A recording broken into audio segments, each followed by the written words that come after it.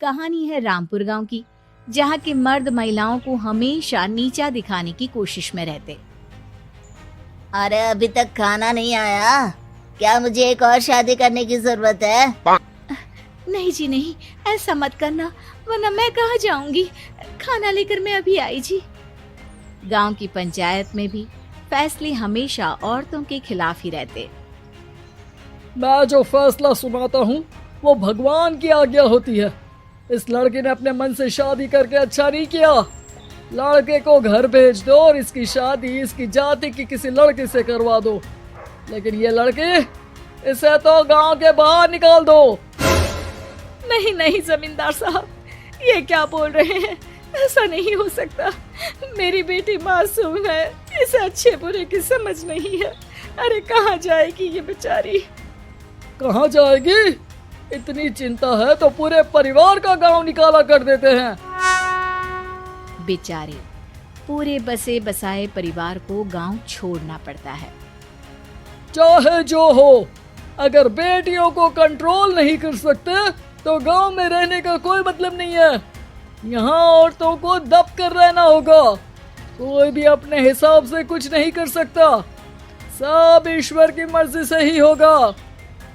तभी गांव का एक आदमी दौड़ा दौड़ा आता है। सरपंच साहब, जमींदार साहब, वो कालिया है ना, उसकी बेटी पढ़ने के लिए शहर जा रही है।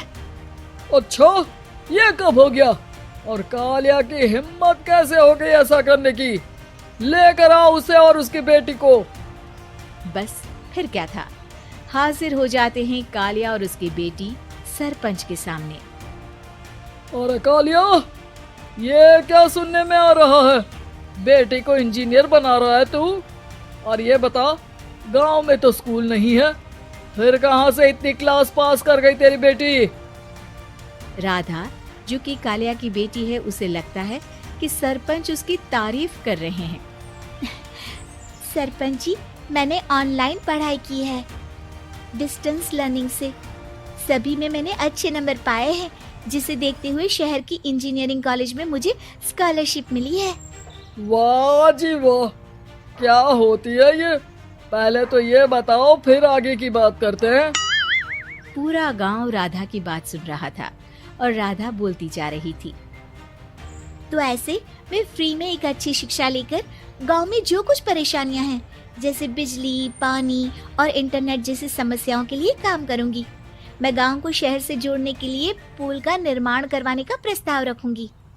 मुझे पूरी उम्मीद है कि जल्द ही हमारा गांव भी तरक्की की राह पर चल पड़ेगा। राधा की बात सुनकर सारे गांव वाले ताली बजाने लगते हैं। सरपंच को समझ नहीं आता कि वो क्या करे। चुप रह नादान लड़की, गांव के खिलाफ जाने के लिए तुझे गांव से बेदखल कर दिया जाएगा, वो भी पूरे परिवार के साथ। और हाँ, अगर ठीक से गांव में रहना चाहती है तो ये पढ़ाई लिखाई छोड़ दे। हम तेरे लिए गांव का कोई होनहार लड़का देखेंगे। तभी गांव का एक आदमी बोल पड़ता है। अरे नहीं नहीं सरपंच जी, राधा बिटिया जो बता रही है, अगर वैसा हो जाए तो हम लोगों को पैसा कमाने के लिए बाहर नहीं जाना पड़ेगा। हाँ जी, और ना ही कोसों दूर पानी के लिए भटकना पड़ेगा। हमारे बच्चे भी अच्छी पढ़ाई कर सकेंगे और आगे बढ़ेंगे, ना कि हमारी तरह खेती करते बैठेंगे। क्यों गांव वालों, राधा बिटिया का साथ देना चाहिए ना। सरपंच देखता है कि गांव राधा के साथ है तो वो चुप हो जाता है। वो घर आकर अपने सलाहकार से बात करता है, जो बहुत ही चालाक किस्म का इंसान होता है। अरे सरपंच साहब, आपको बहुत ही होशियारी से काम लेना पड़ेगा। एक बार गांव तरक्की कर गया, यहाँ के बालक पढ़ लिए तो कोई ना पूछेगा आपको।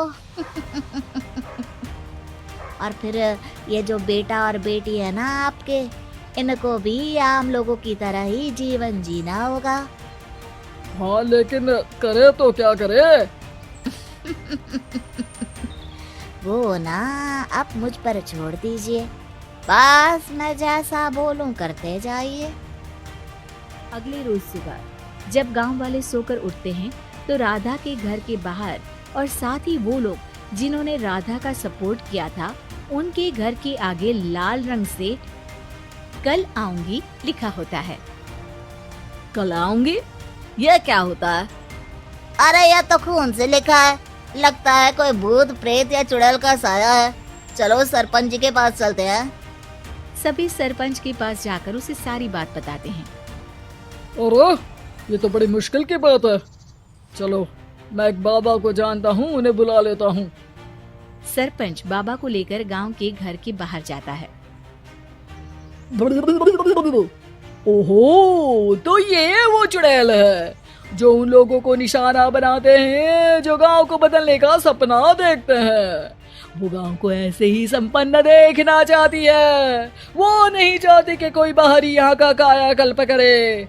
क्या तुम लोगों में से किसी ने गांव को बदलने की सोच रखी है?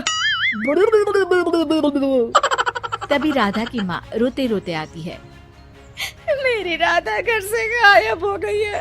अरे कोई तो बचाओ, मेरी बच्ची कहाँ गई?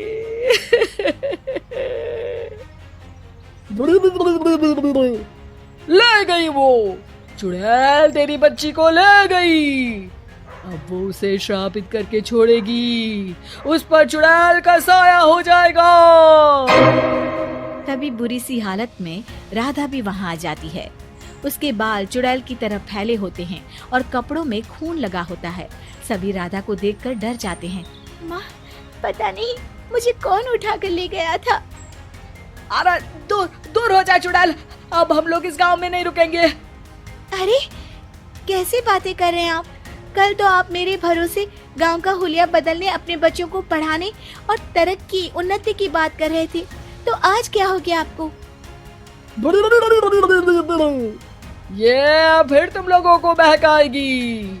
ये चुड़ैल गांव में आ चुकी है, ऐसे ही ये तुम्हारे घर के बच्चों को भी ले जाएगी।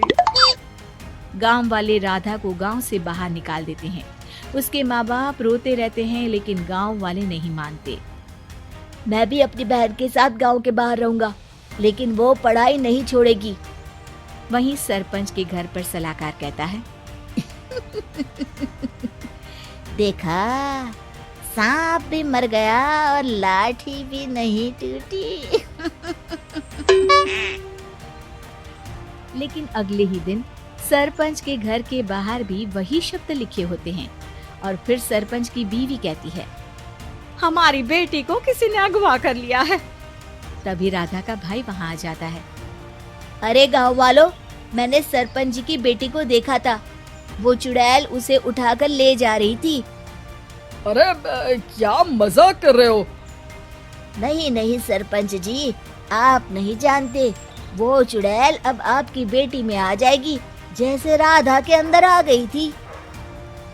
तभी सरपंच की बेटी वैसी ही हालत में वहाँ आती है जैसे राधा आई थी। पापा, पता नहीं कैसे मैं गायब हो गई थी।